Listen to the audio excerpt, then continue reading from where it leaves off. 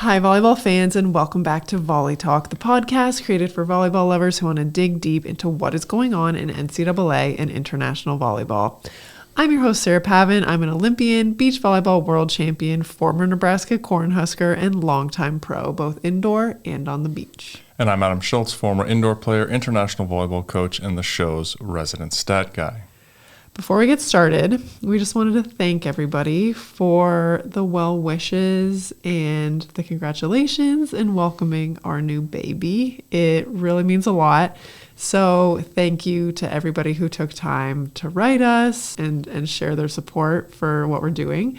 That being said, if you hear squeaks, grunts, anything that sounds like an old man in the background of this episode, it is her. So she's sitting down here because it's just the three of us. It's just the three of us. So if you do hear any squeaks or weird noises, it is our baby who wants to participate. I was talking to her at 3 o'clock in the morning last night. The two of us were just hanging out watching some world championships, and she thinks that Nebraska is going to win the Natty. So that was her opinion as we were up at 3 in the morning. She's so advanced. She was able to go from, I'm watching world championships, but I'm going to think about NCAA, and I'm a Cornhusker fan. So that's what she told Adam. There we go. So that being said, women's world championships have wrapped up, and I have got to say the medal matches were absolutely unreal. Some of the best volleyball I think I've ever seen, period.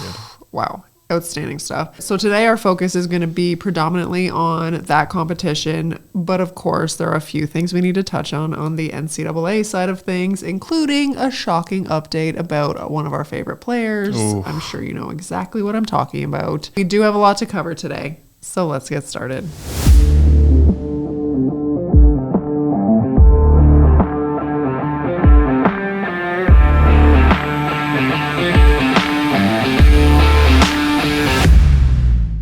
All right, our biggest highlights and happenings of the week comes from Penn State. Izzy Stark has announced that she's stepping away for the rest of the season to take care of her mental health. One of the matches this weekend, she had posted that, she's stepping away from the team. Not much other detail around it other than, appreciate the privacy for me and my family. Yeah. Obviously we don't know what's going on, and we wish her all the best, and, sport is secondary to family, to well-being, but looking at it from a sport perspective and from a Penn State perspective. Can you imagine being Penn State? No, can you imagine being Kennedy Martin right now? I honestly thought that. This girl's probably like, I left a pretty good situation to come here, play with the reigning national champions, arguably one of the best, if not one of the best setters in the country, and you're leaving. And on top of that, they're not playing very well. Izzy Stark was the glue of that team and supposed to drive them to be great again. And I don't know where they're going to land without her, quite frankly. I will say the Volley Talk community showed up when this news broke, okay? The number of messages that we received from all of you letting us know this news. Thank you so much. You know that we love it. I also had somebody do some digging. So she removed all things about Penn State volleyball, Penn State from her bio, deleted the majority of her posts about Penn State from her feed. They are gone. And then this person also did some extra digging to be like, she has unfollowed a ton of her teammates and they have been mutually unfollowed. So it seems like something serious has happened. I don't know if it's like an in-team thing. I don't know if it's like an off-court thing, like personal, like family. But it seems strange that all traces of Penn State have almost been removed from her social media. I'm no social media expert, but I think if I'm not going to want to play, like there's people who are going to be really unhappy about that. Possibly if this is not a team thing, just removing yourself from that is, I don't want to see anything. I don't want to see any tags. I don't want to see. No, I can understand from Izzy's perspective, like not wanting to see stuff if you're removing. You can like mute people. It's a huge blow to what the team was going to try and do this year. I think it severely hinders their chances of being okay. good. Again, we don't know what she's dealing with, but I feel like the statement, whenever something like strange is going on, the statement, I'm stepping away for my mental health, that is the statement you can make so people just don't ask questions. For sure. It's just like the safe thing to say these days because it's just so forefront in society that it's taboo to question. That's the vibe I'm getting here. Again, I don't know what's going on, but it's just the foolproof way to make sure that people try not to find anything out. She's made her decision. She's not going to be there. I think the other thing, and I was thinking about this, is college sport isn't really college sport anymore. These kids are young. I think about you receiving death threats when you were playing. I think about all of the negative messages you would get, and you're not even huge on social media. I think about my collegiate career being 19, 20 years old and the pressures of it being full scholarships, like professional sport at that point. I can see how things in this day and age would become overwhelming.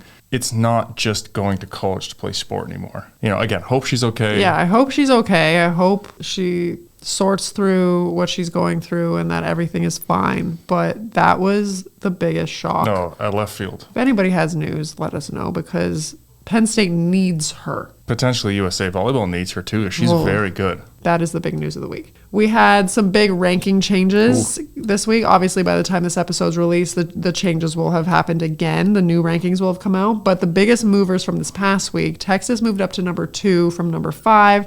Kentucky went up to 4 from 7.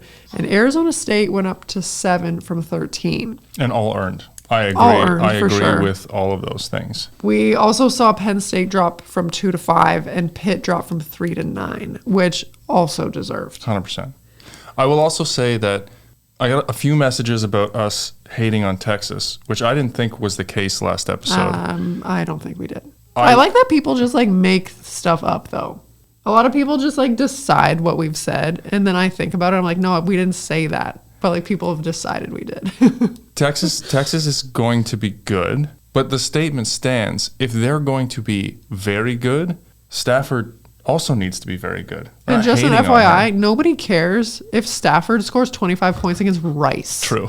Okay. I also got that I comment. do not care. You need to be good. I care about what she does against Nebraska. Teams, yes. Okay. Anybody can go out and career against. No disrespect to Rice. But kind of. And I'm pretty sure we said if they want to win a national championship. Correct. Which means they're in the conversation. Yes. Their young players need to gain experience. That is what we said. So anyway, no Texas hate. We think they're going to be quite good, actually. We're feeling a type of way. We're sleep deprived. Oof. We got a squeaker over here in the background. Continuing on with the NCAA storylines and Penn State, they are struggling. Okay, they lost to TCU in 5. Izzy Stark was playing. And then they lost in 3 to Kentucky. Kentucky looks good. They're going to keep plummeting. Kentucky looks good. I'm liking them this season a lot. Me too.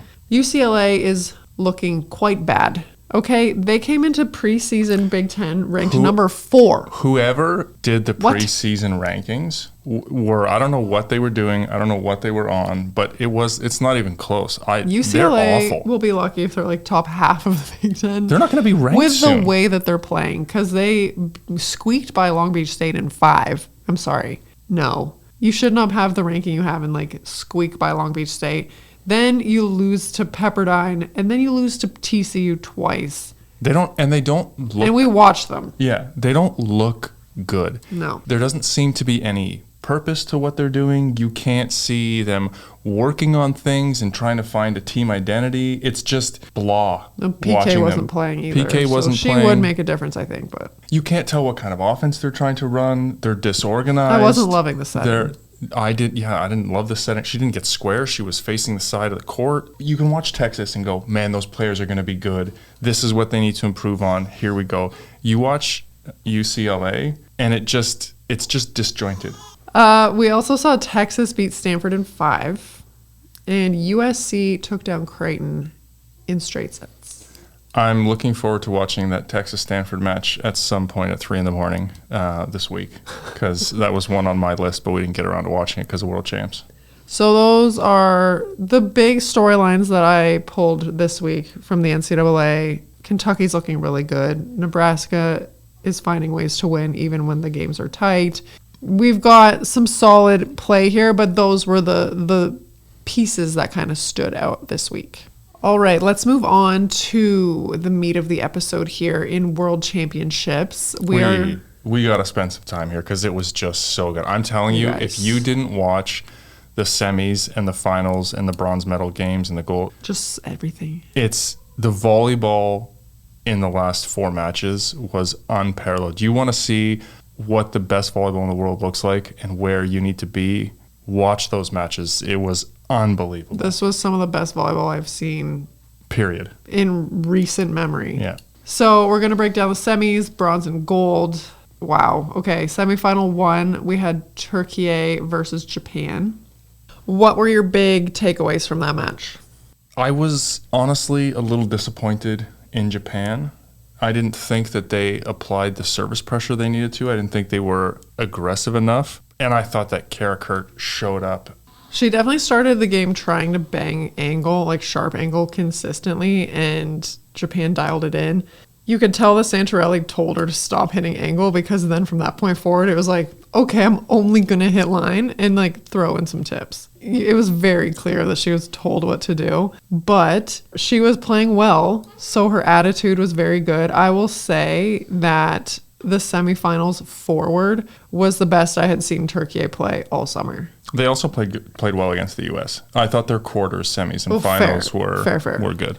I thought that while Kara Kurt played well in the quarters, Vargas stepped up in the semis against Japan. She was just hitting the ball so hard. She was scoring at will. She went 26 for 40, hitting 550 on the night. Like, they set her the ball, and she could just score. It was awesome to watch. But I will say, and we can continue to talk about this, but I think the MVP for Turkey of Worlds was Ardem. I'm not sure I would say that she was the MVP. I think Vargas was for sure the MVP, but I think that she was the biggest difference maker. And we saw the difference when Erdem was on the court in Worlds versus the dumpster fire of VNL. Well, and that's why I say that she's the MVP for that team. Because she may not have the numbers, but she was a steadying force. And she brought all the pieces together, and she played really well. She runs off of one foot so incredibly well. She's almost unstoppable. They needed that piece from the middle, because Kara Kurt is up and down. You don't really know what you're going to get. Gunish, while I think she's amazing, is a better blocker than an offensive threat, I think. And young still. And so they needed another consistent piece. And so bringing Erdem in and having her in the front row when Vargas is in the back row balanced things so well, I thought. She was the missing piece for that team. And it also helps Kara Kurt score, because the middles have to pay attention to her, which opens things up a little bit more for Kara Kurt. For her angle swing that she loves. Exactly. Yeah. So I'll say it again. This was the best that I had seen Turkey play all summer. It was good to witness that in such a big moment. I'm not going to lie, when Japan came out and won 25-16, I was like, oh, come on, Turkey. You got to find something. That was embarrassing. I was definitely worried, A, about Turkey, but B, about my prediction at that point. And, in fairness, Wada played really well, 19 of 38, hitting 368. Ishikawa was decent that night, 17 of 41. Hit 219. Turkey was firing on all cylinders. Everybody was playing pretty well. Japan just can't match up. I thought Ishikawa, the first 3 sets were blowouts any way you cut it. Yeah. The 4th set, 27-25, that is where I thought Ishikawa was unconscious. She's cold. She got put in some questionable situations out of system, and she was finding ways to score on numerous match points for Turkey. Her numbers maybe weren't outstanding in the semi, but in the 4th set down the stretch, she was amazing. And Japan was running their middle so much more. Mm-hmm. The scores in the first 3 sets don't really indicate how well both teams played, because there were long rallies, there were extensions, it was back and forth, but the 4th set was great. Japan showed their hand right off the bat. They're like, we're going to tip. Oof. And you're not going to dig any of them, which it's exactly what happened. They were just tipping, maneuvering the defense around the way they wanted, and Turkey was not digging a tip to save their life. It was actually insane. Of course, they figured it out. They adjusted. But that first set was painful. Well, I kept waiting for Japan to make another adjustment after that, but it didn't really happened. Like after the tipping stopped working, they weren't able to open the court up again and push them deep. Well, because Turkey's blocking is very good. Entertaining match. Interesting seeing Japan come out with such a specific game plan. To see Turkey not implode after getting waxed the first set and come back and show a little grit and kind of find some consistency, big step for them, I think. Semifinal number 2, Italy versus Brazil. I am just going to say this match was my all-time favorite to watch. Go watch it if you didn't. It was unbelievable, everybody. I have a couple broad stroke statements after watching this match that we can dive into. So 2 things. 1, you saw a chink in the Italian armor. There was a real possibility of them losing this match, and they seemed human. 2, the Brazilian middles outplayed the Italian middles flat out. They did an amazing job, especially on the block. So kudos to them, because there's been some discussions about that. There's been some back and forth about our penchant for the Italian middles. 3rd, Gabby's the best player in the world. Holy. She put that team on her back. Oh my goodness. It's heartbreaking.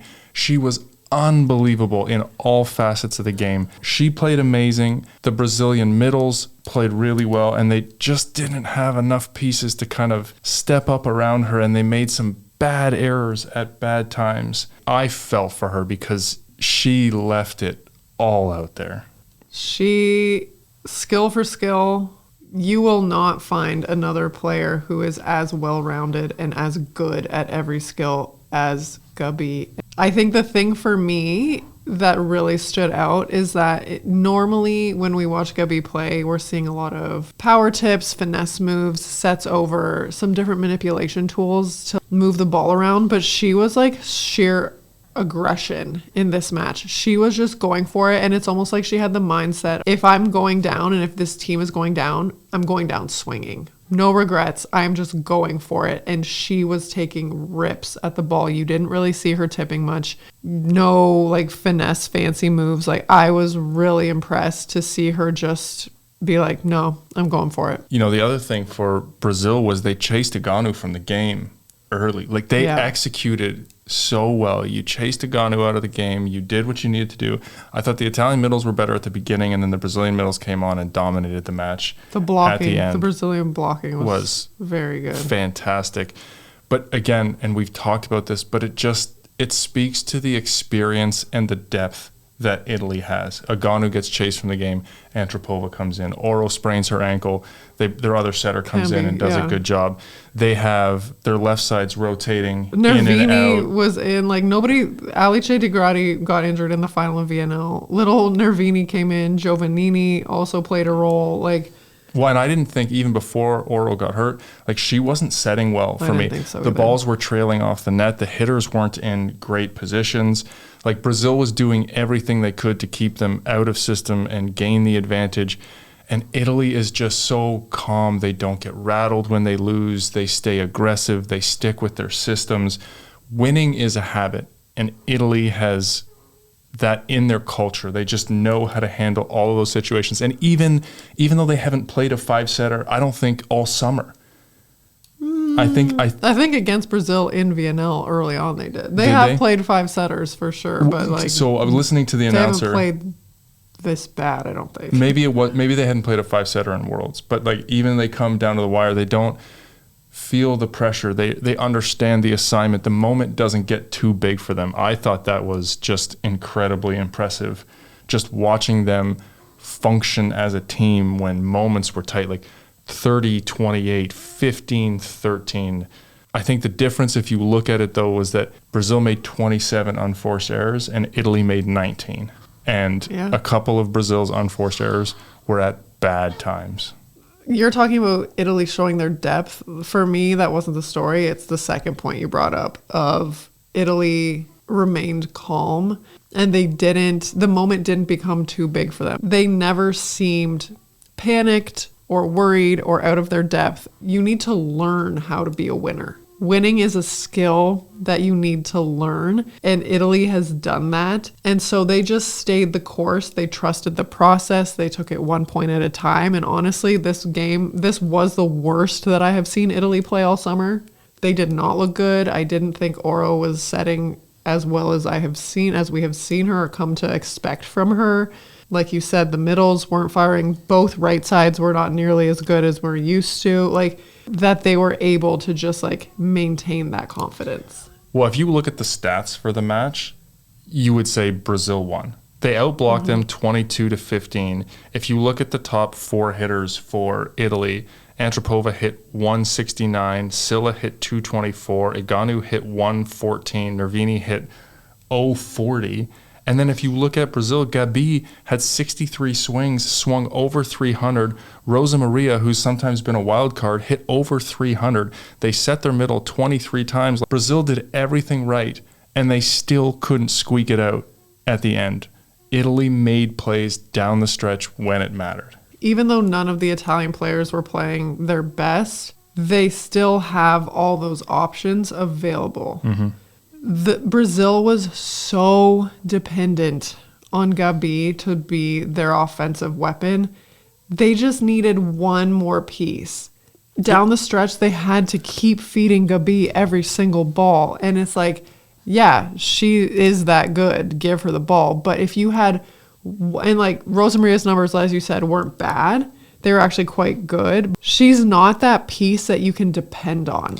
Do you know what I mean? And I think if Ana Cristina was not injured, Brazil would have won that match hands down. I agree. It's tough when you know Brazil needs to score. The ball is going to Gabi, and you can put a solid block on it, and you can play defense around it.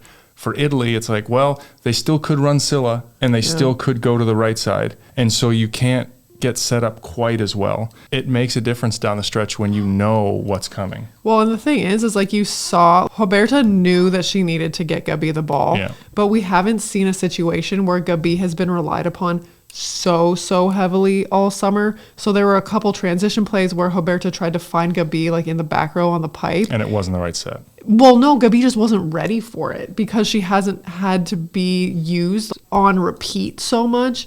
But you did see that same thing happen in the bronze, which we can talk about later, and Gabi was ready. Yeah. And it was a completely different story of like how effective she was. She was very effective in the semi, but she was prepared to be used like that in that game. And so I think, Gabi did amazing.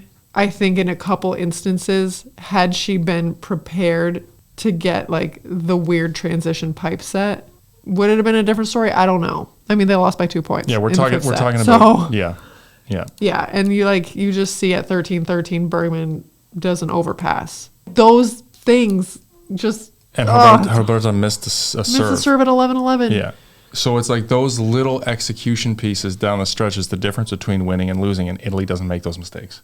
Oh, but that match was match of the century, match of the summer. Oh my gosh, you guys. Oof. I can't. We're talking about it. We can't do it justice. Go check it out. All right. The bronze medal saw Japan versus Brazil. Brazil took home bronze, winning in 5, which, wow, didn't expect that to go 5 sets after seeing the first 2. Okay. What a strange and entertaining match. It was very weird. So Brazil comes out on fire. And if you didn't get to see it, watch Gabi's post-game after they lost to Italy. It's inspiring. Oh my gosh, yes. How did we not even mention that? Oh, I'm obsessed. So they lose this heartbreaker, and there's nothing worse as an athlete than having to do an interview after losing a match like that. You want to tell everyone to just... Nothing worse. Yeah. She comes out with so much class. She takes responsibility for the loss, which is ludicrous because she was so good. And just says, hey, we need to bring home this bronze medal to our country in Brazil. Like And she was like, I needed to do more for our team. And I'm like, oh my gosh, like I matter so much respect for that.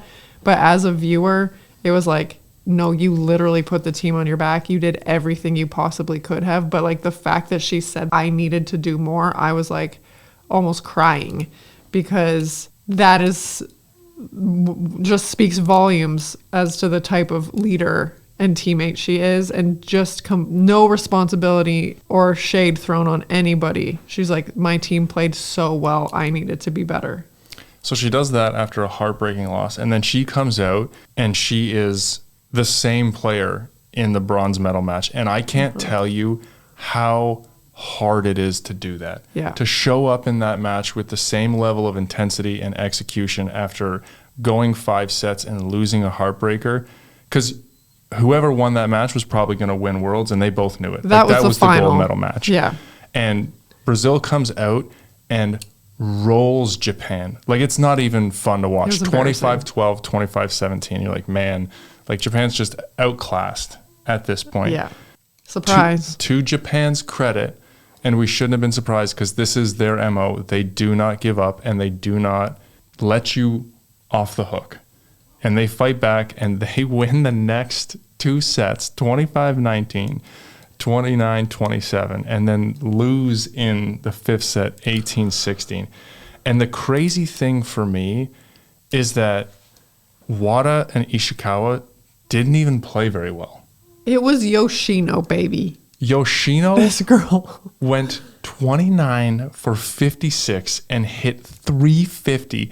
She was unbelievable. It was really highlighted to me in the 4th set. The 4th set, as Adam said, was 29-27.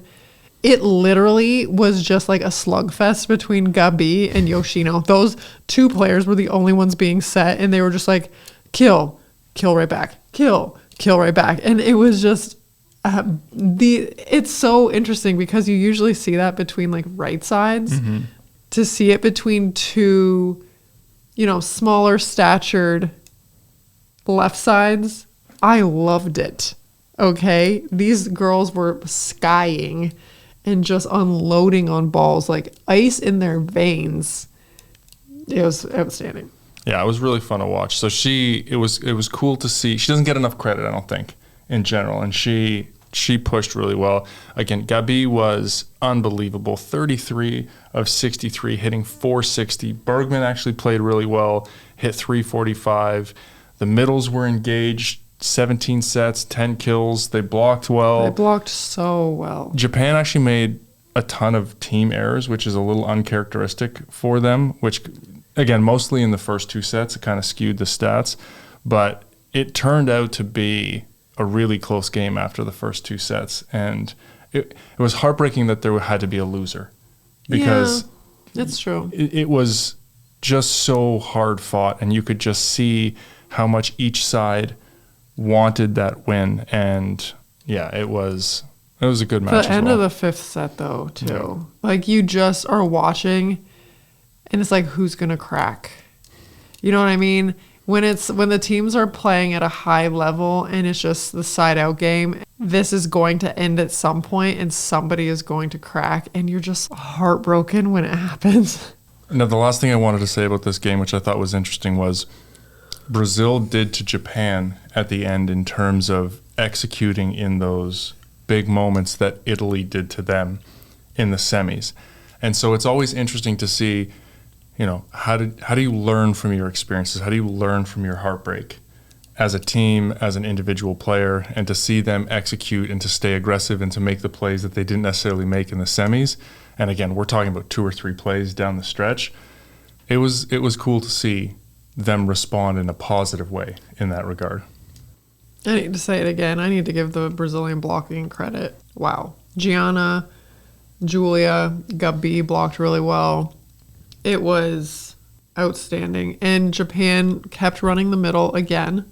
I am usually very critical and have a lot to say, but these matches were such a high level that You're talking about tiny fractional touches, misses by, like, the level was just incredible. All right, the final saw Italy versus Turkey.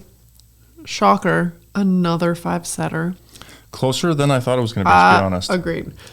After seeing Italy in the semi, I was like, okay, that is the worst I've seen them play all summer. Like, it's not going to happen again.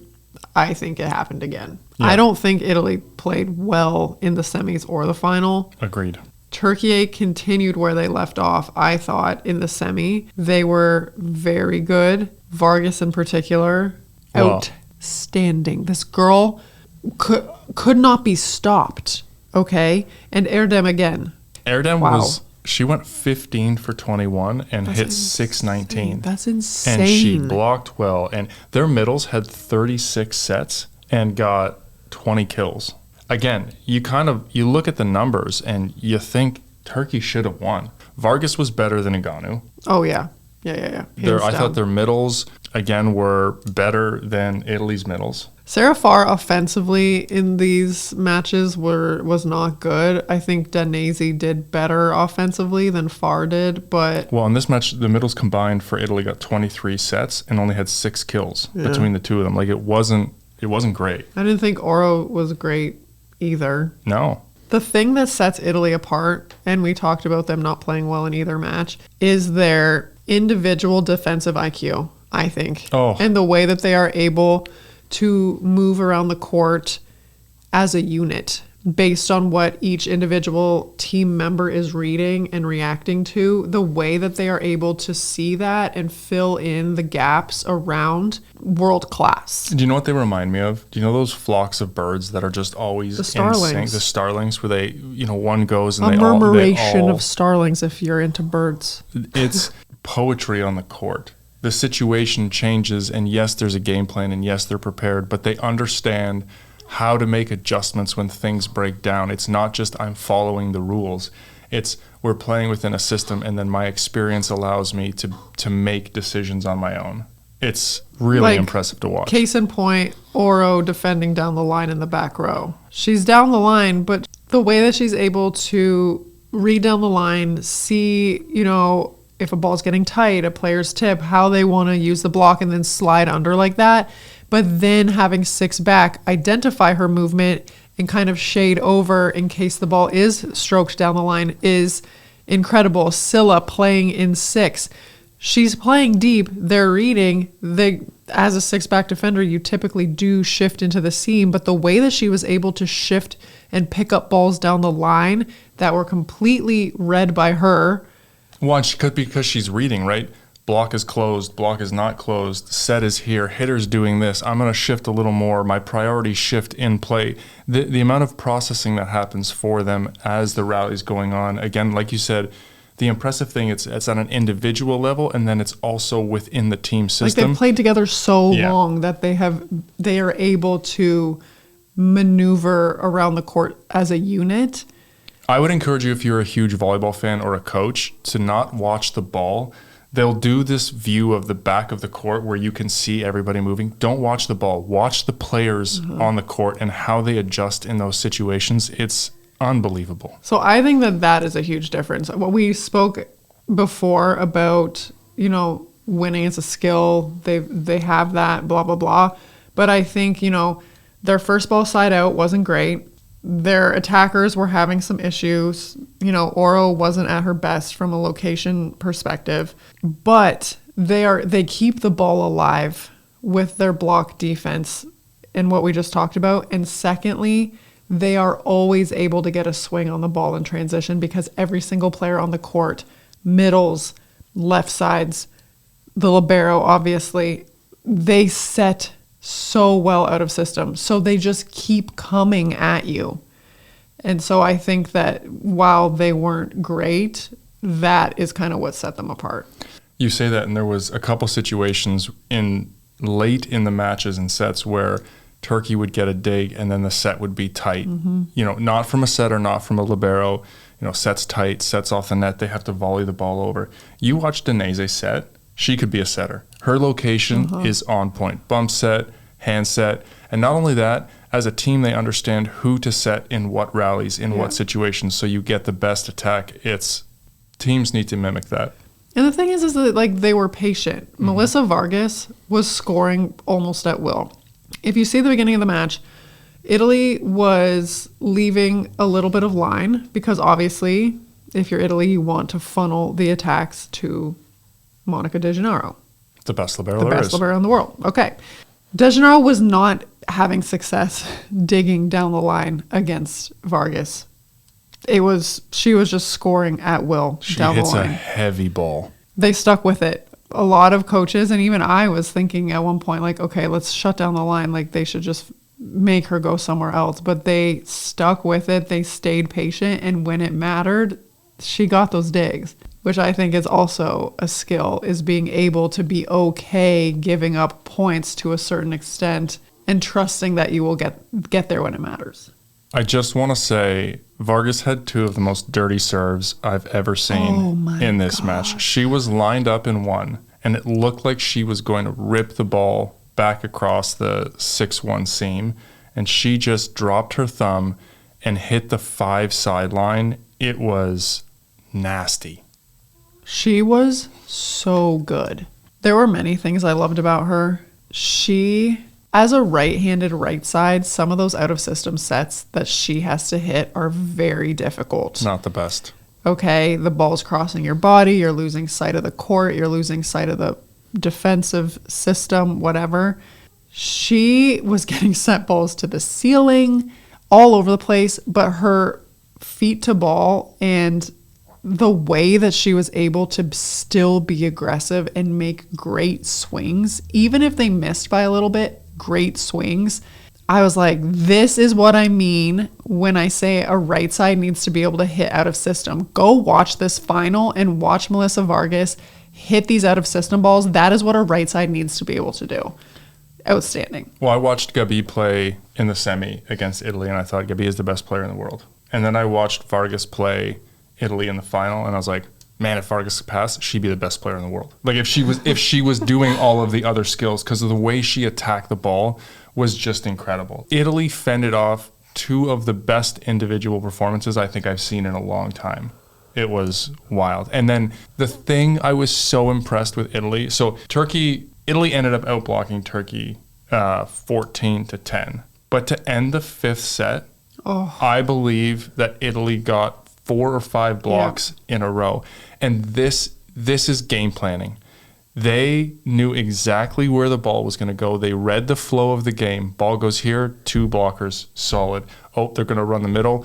They knew where the last 5 balls were going to go, and they shut it down. Game over. We're the best. We're prepared. Done. But that is like the beauty and the poetry of sport for me, particularly volleyball, is we talk about adjustments all the time, but it's also about compiling information during the play and not necessarily exploiting that information you're gathering right away, but using it when it matters. As we talked about with Moki DeGennaro digging down the line or not early on, Italy was compiling information and data then. They were seeing the flow and hitting angles and what was available throughout the match. And like at the end of sets and at the end of, we saw it at the end of set 5 blocks in a row. That's not a coincidence. Yeah, it doesn't happen by accident. That doesn't happen by accident.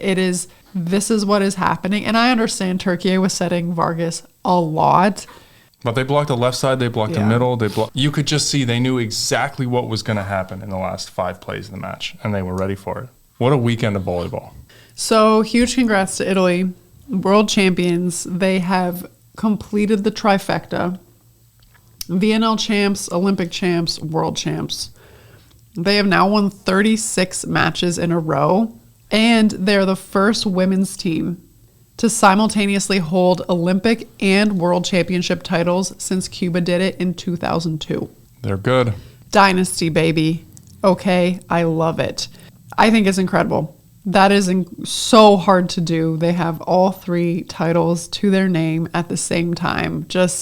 I love to see it. And there are people who cheer for the underdog. I am not that. I always want the better team to win. Yeah, the excellence is impressive. The consistent excellence is impressive. So shockingly, they got the dream team out before we recorded. So here we go. I'm glad they listened to the feedback. They totally listened to us, and that's why they posted it. World Championship best setter and MVP was Alessia Oro. Best opposite, Melissa Vargas. The best outsides were Ishikawa and Gabi. Best middles, Danese and Erdem. And the best libero, DeGennaro. Any thoughts? I think I would put one of the Brazilian middles in for Danese. I was thinking one of the Brazilian middles should definitely be there. Erdem, absolutely. I think just the impact she had on the team and how well she played down the stretch. The Italian middles, Danese, and are both consistent and they're good, but I didn't think they were great, especially I feel like in in last week. they needed to give another one to Italy Yeah, because they won. Fine, give whoever you want. I think the Brazilian middles were better. I agree with you. Than the Italian middles. So I'm not sure which one I would give it to because I thought they were both good. They were both very good. But that's the one, I think that's a gimme because they won. I think they gave it to Denise 100%. Yeah, because they won. I don't have issues with any of the other picks. No. I don't think the outsides for any team stood out except Gabi and Ishikawa. I mean, you could make an argument for Yoshino from the bronze, but Ishikawa is consistently better. Yeah. Again, I don't think Alessia Oro set particularly well. But I don't know who you would. I don't know anyone else who did better than her. Yeah, exactly. So, I think my only question mark would be Denise, but I think we can deduce why she was included. Sure. So before we get to listener questions, which is always our favorite segment of the show, national team, international competition is over for the year. We spent a lot of time talking about the U.S. team, where they started, where they've come, how they finished. They obviously didn't make the semifinals, so we didn't talk about them, but I would be curious, and I know our listeners would as well, as to what are your general overall thoughts of the summer for them? I think, when we look at the beginning of VNL to now, they've definitely improved. I think the players that they wanted to get experience, mission accomplished. Should some of the veteran athletes decide to come back, that's amazing. If not, they're not heading into the run into LA with just complete newbies anymore. They do have that experience. I think, Retki Ugbagu, having Ugbagu in the roster made a huge difference. It's like the details for me. It's the out of system setting from everybody. It's the decision making from the service line at times. It's the block and defensive schemes at times. And is that completely on the players? 100% not. So I'm not sure what the path forward is. Do I think the players they have are going to get them a medal? If the roster that was playing all summer went to the Olympics, do I think they'll win a medal? No. I just don't think that that's the answer. But I did see improvement. The right side for me is still a huge question mark. You're not getting the production that you need from a right side from Maddie Skinner or Samity or anybody that we saw play for them this summer. The left side's still kind of iffy on the passing front. I like Avery Skinner, particularly her connection with Poulter is better than everybody else's. The way she runs the pipe is outstanding. But it's the detail pieces for me. I feel like I'm left with more question marks now than I was at the beginning of the summer. And granted, they definitely got better. They improved as a team 100%. I thought Samity was better than Skinner down the stretch. Yeah. But Samity's not an international caliber right side. No. We talked about this with Brazil. If you're looking at a U.S. right side right now, they're sitting at 10 in the world.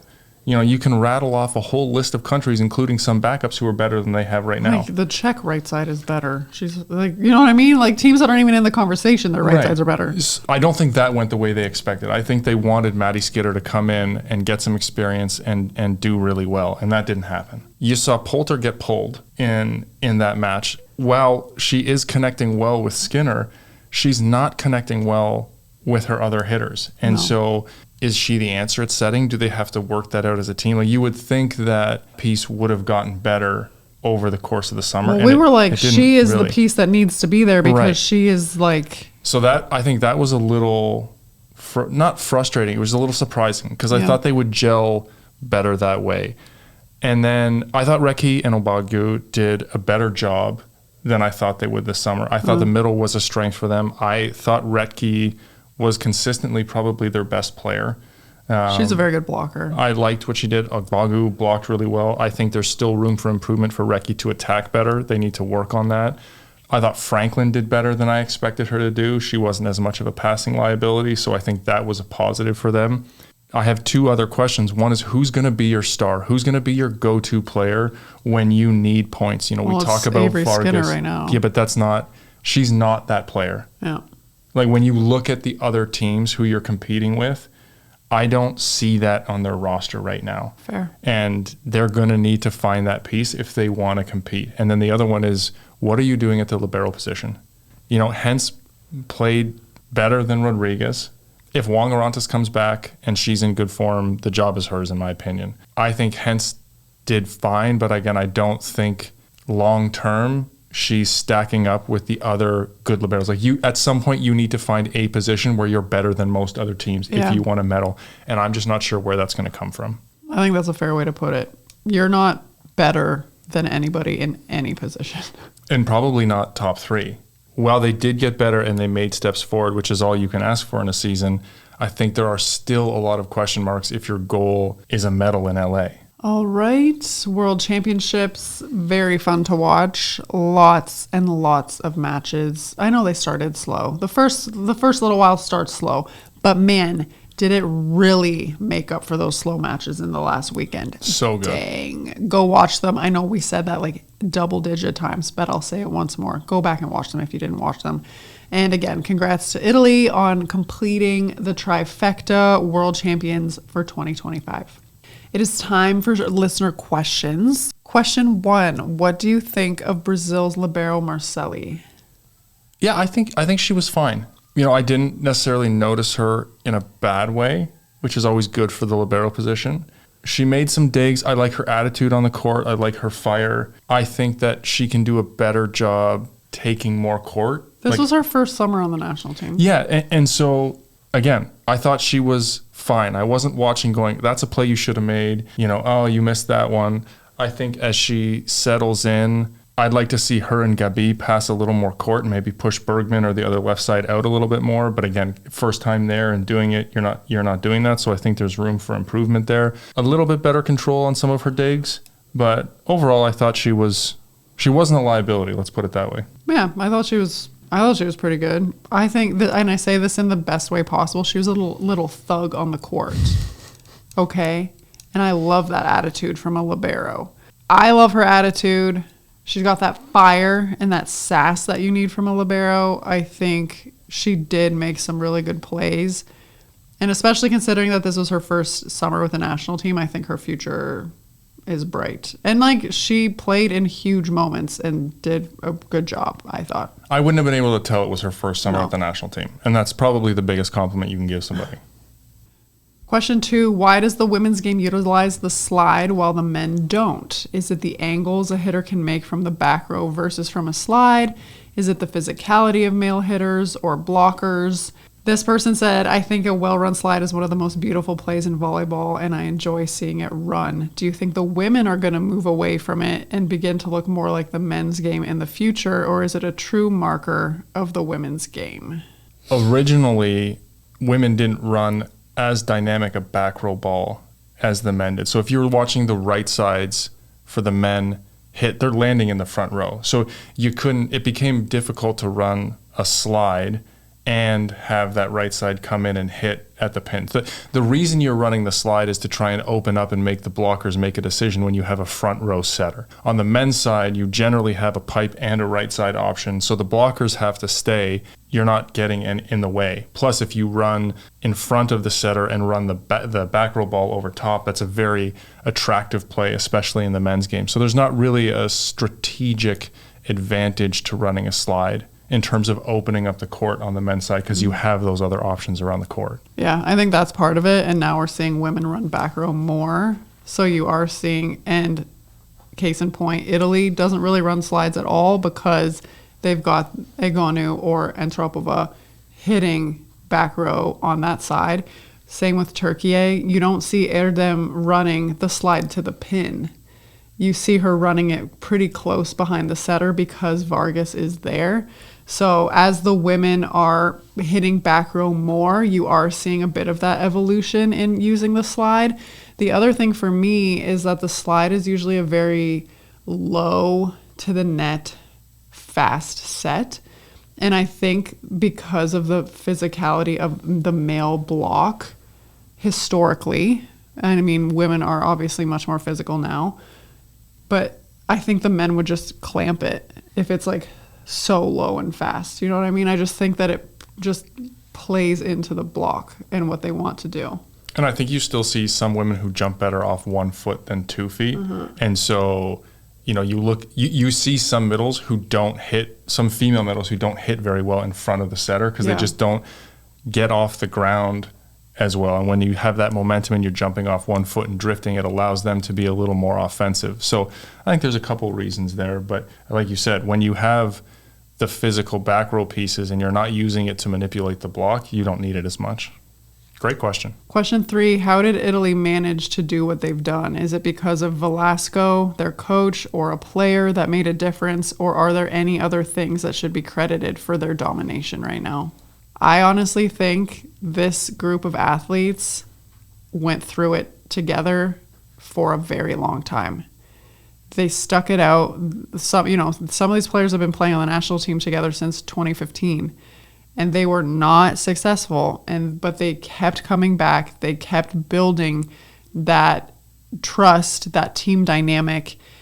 And there's something to be said for sticking with a group for so long. And I think this group of Italian athletes that we're seeing have this success right now, they started out as young national team players together, losing, not having a ton of success, and they grew together. I think Velasco obviously has had an impact. We can't deny that he's done some good things, but I think it's just the fact that this group has stuck it out together for so long. I think the other piece to it is how good their pro league is. Like they're from such a young age, they're in a competitive environment, and it's so cool, right? They all get to go compete for their respective clubs. So you see your friends, but you're competing against them and you want to beat them. And then you get to come together in the national team and try and do something great together with the best athletes. But the competitive atmosphere all year long, playing in that, growing up in that, being like you played with Denise when she was 16 and she was playing on one of the best, and Scylla, right? So they're around the best players in the world from a young age. They're learning how to win. They're learning how to compete. They're in the system that Italy just does volleyball better than everybody else. Well, I think I saw that Oro's been with the national team since 2015. The little one hit her wall. She was in her car seat. So she is now, for those of you watching on YouTube, she is now sitting in my lap as we finish these last few questions. So if you notice the position change, that's why. All right, question 4. Why do you think Egonu is preferred over Antropova other than the experience she has? Will Antropova ever get a chance to start, do you think? And which one is more physical? It's a great question. For me, it has several different parts to the answer. So one is Egonu's ability to elevate with very little approach is unbelievable. So she has a little bit more range than Antropova, I believe. I also think that her ceiling, when she is firing on all cylinders and she cares, is incredibly high. You saw one match where she came out and she was ready to go and ready to prove that she was the best, and she was unbelievably good. The angles she can hit, her vision on the court. I honestly think she's better than Antropova. I also think that Antropova does a good job of coming off the bench, so you have a good 1-2 punch. You start Egonu, you see what you get, and you know that Antropova is going to be relatively consistent coming off and good in the double sub. So while she is okay with that role, you use her there. We'll see. And nobody wants to be the person who doesn't start Egonu, because if that doesn't go well, your head's on the chopping block, okay? And I personally think that Egonu is more physical, just her jumping ability, the contact point that she's hitting the ball. So a huge thank you to everybody who submitted questions. We tried to keep them a little bit on the World Championship side because that was our focus for the week. So thank you again for everybody who sent them in. We've got a huge list, so keep them coming and we will get to them for sure. Looking forward to this week, men's world championships are starting this Friday. As we spoke about on the women's side, the first little while is a little slow. So the matches that we think are worth watching this week are on Saturday at 5:30 a.m. Eastern. We've got Germany versus Bulgaria. And then Sunday at 9 a.m. Eastern, we have Brazil versus China. I think those two matches are definitely worth taking a peek at. On the NCAA side, we have a couple of very interesting matchups this week. On Wednesday at 7 p.m. Eastern, Pitt is playing Penn State. Both teams kind of took a dip in the first couple weeks, so I'm very curious to see what this matchup is going to look like.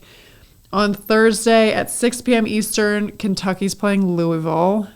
Definitely check that one out. I think both teams are playing at a very high level right now. Sunday at 1 p.m. Eastern, we got Florida versus Wisconsin. And Sunday at 6 p.m. Eastern, Kansas versus Creighton. So those are our picks of what might be worth watching. We've been wrong in the past, but in theory, that is what we're thinking you should check out and what we'll be watching for sure. That concludes this week's episode of Volley Talk. There's always something shaking in the volleyball world, and we hope you enjoyed this little fix. Be sure to follow the show so you don't miss any updates, and we'd be so grateful if you'd leave us a 5-star review. You can also find us on Instagram at volleytalk_podcast. If you have a topic that you'd like us to discuss, be sure to let us know by reaching out to us on Instagram or at info@sarahpavin.com. Thanks so much for joining us, and we'll be back next week.